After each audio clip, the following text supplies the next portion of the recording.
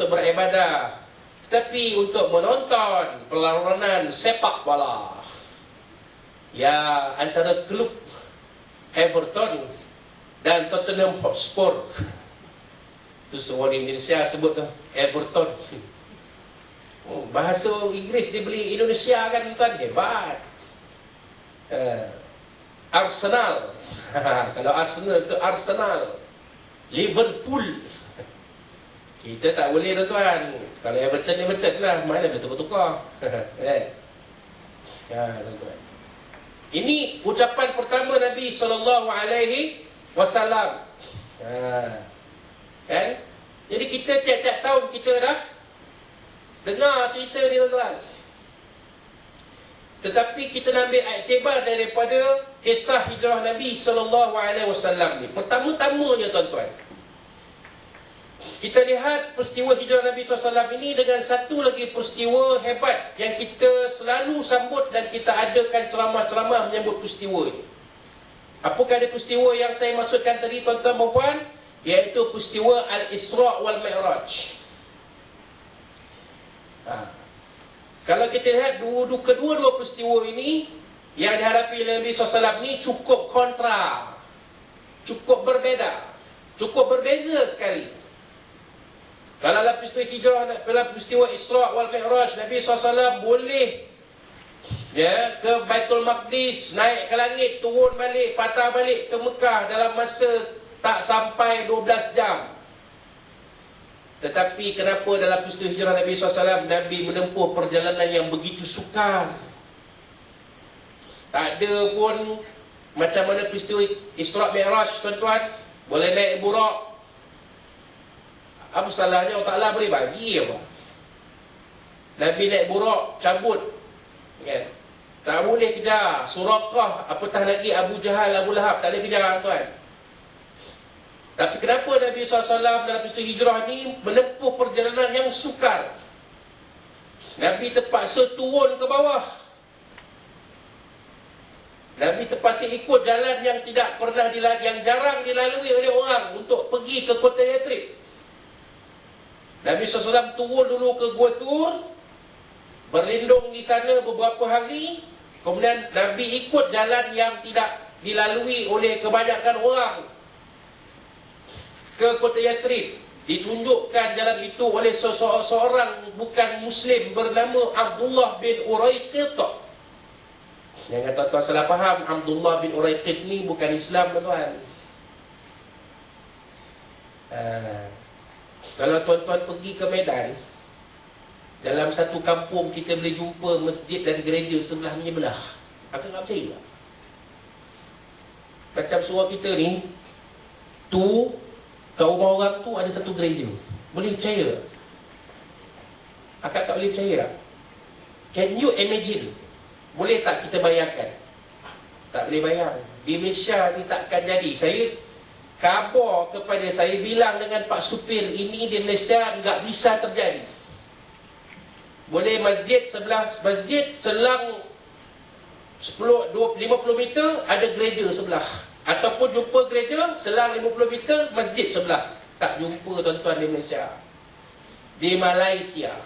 Tu sebutan orang Hindu disebut Malaysia tu Malaysia.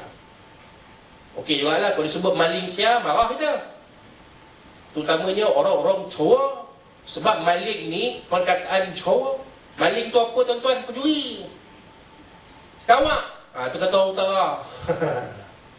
Maling tu pencuri, maling tu kawak. Tapi disebut Malaysia, okeylah, sejuk hati. Astagfirullah. Kalau Malaysia, marah kita. Apa pula kita banyak pencuri pula. Tapi memang ya pun kan? Pencuri banyak, pemecah masuk rumah banyak, peragut banyak. Tak ya juga. Betul juga. Tapi yang mencuri tu puak hang juga. Bukan orang lain pun. Puak hang juga yang banyak buat kerja tu. Kan? Bayang tuan-tuan.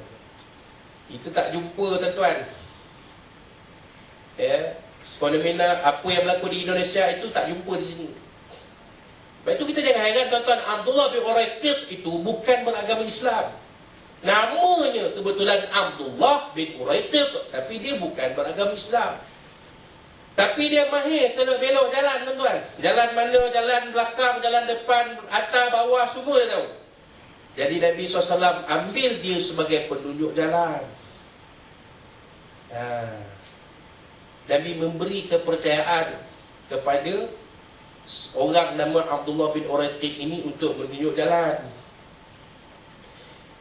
Dalam peristiwa hijrah, kalau kita nak berhijrah, nak memperbaiki diri, kalau ada orang bukan Islam yang sedia membantu kita, kenapa tidak kita menerima pertolongan daripada dia? Dia nak tolong kita. Hijrah itu transformasi. Kita nak mentransformasikan diri kita, keluarga kita, masyarakat kita, ummah kita. Kalau ada orang Islam yang sudi membantu, orang bukan Islam yang sudi membantu, kenapa tidak kita menerima bantuan orang bukan Islam ni? Dia sudi membantu kita. Kerana dia pakar dalam sesuatu bidang, kita terima. Kita bukan pakar dalam bidang tu, dia sudi membantu. Contohnya, kita nak memperkuatkan persenjataan negara kita. Apa salah kita import kapal selam daripada Perancis? Yang bila kapal selam tu bukan orang Islam, orang kafir. Tapi sebab kita berpandu kepada ayat Al-Quran, wa'aidu mastata'tum min quwwati wa min ribatil khair turhibuna bihi aduwallahu wa aduwakum. Sadaqallahu azim. Kita perlu bersedia dengan kekuatan persenjataan untuk mempertahankan negara kita ini daripada serangan musuh. Musuh-musuh aku dan musuh-musuh kamu, kata Allah SWT. Jadi, kita tak mampu buat kapal selam. Ada negara luar buat kapal selam. Maka kita beli kapal selam daripada Perancis. Kerana negara Perancis ada teknologi kapal selam. Tapi janganlah beli aja. Jangan jadi macam negara Arab, beli aja, beli. Beli banyak. Belajar teknologinya, tidak. Kata orang sahabat, indah. Tak beli pun, tak ambil pun teknologi. Kita beli saja, pakai barangnya, tapi teknologi kita tak ambil. Tak kena juga.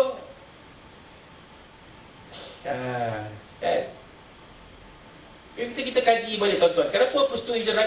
Kenapa Nabi tidak diberi seperti mana dalam peristiwa hijrah ini? Nabi tidak diberi kemudahan sama seperti dalam peristiwa Al-Isra' wal Mi'raj. Cuba tuan-tuan pun kaji balik. Pasal apa? Kenapa Nabi terpaksa menempuh 1001 kesusahan? Nak keluar rumah pun, di luar rumah tu ada berpuluh-puluh pemuda yang bersedia untuk membunuh Nabi pada bila-bila masa.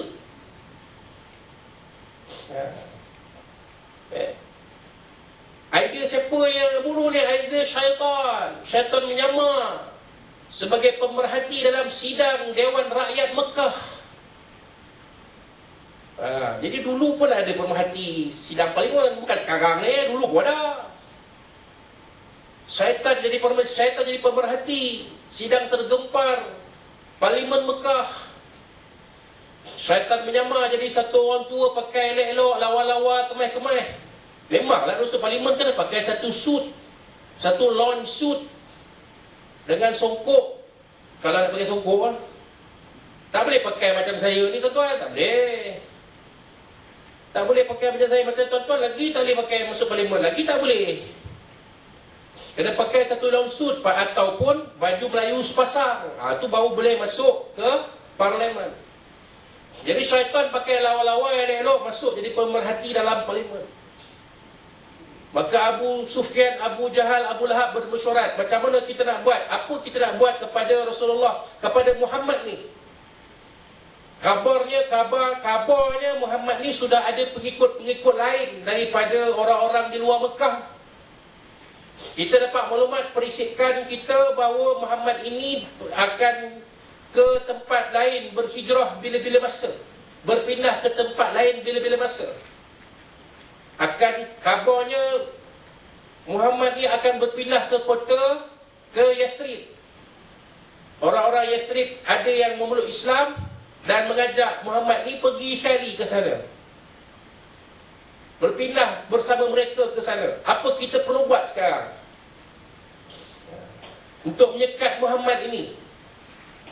Ada yang mencadangkan, Tuan Speaker, Tuan Speaker, saya mohon mencadangkan supaya Muhammad ini dibuang negeri.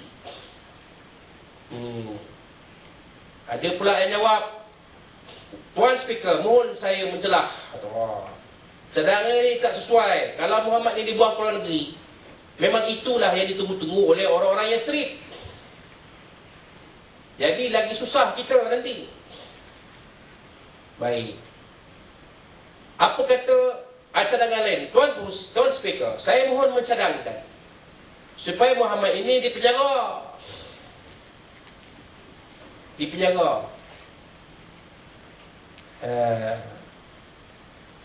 Ada yang lain pula, ahli parlimen yang lain pula bangkit. Tuan Speaker, saya mohon membantah cadangan ini. Kalau di penjara nanti kaum kerabat Nabi ini akan memprotes, mengadakan demonstrasi, memprotes penahanan Muhammad. Nanti akan berlaku kegawatan dalam negeri kita. Nanti pelancong-pelancong tak datang, orang-orang tak datang lagi ke Kaabah berziarah haji dan umrah. Kita iu juga. Jadi seorang lagi ahli parlimen bangun, Tuan Speaker, saya mohon mencadangkan supaya Muhammad ini dikenakan tuduhan-tuduhan yang boleh menaibkan diri dia, supaya nanti satu masa Muhammad ini akan membunuh diri perlahan-lahan. Ada seorang ahli parlimen bangkit pula, Tuan Speaker, saya mohon membantah cadangan tak sesuai, kerana nanti kaum Hashim dan Bani Hashim dan Bani Abdul Manaf akan membela Muhammad ini. Tak jadi juga. Syaitan pula bangun, Tuan Speaker, saya pemerhati ni, tapi mohon saya cadang satu cadangan. Apa kata kalau kita bunuh saja Muhammad? Pakat semua mata pandang syaitan dan Tuhan, iblis. Tak tergambar pada mereka sebenci-benci mereka kepada Muhammad. Tak pernah tergambar mereka nak membunuh Muhammad. Sebab Muhammad itu Al-Amin pada mereka. Mereka tak setuju dengan agama Muhammad. Bukan mereka tak setuju dengan Muhammad. Mereka tak setuju dengan agama Muhammad, dengan agama Islam tu mereka tak setuju. Tapi syaitan bagi cadangan, iblis bagi cadangan, bunuh Muhammad. Syaitan bagi alasan, kalau kita bunuh Muhammad, selesai masalah kita. Tuan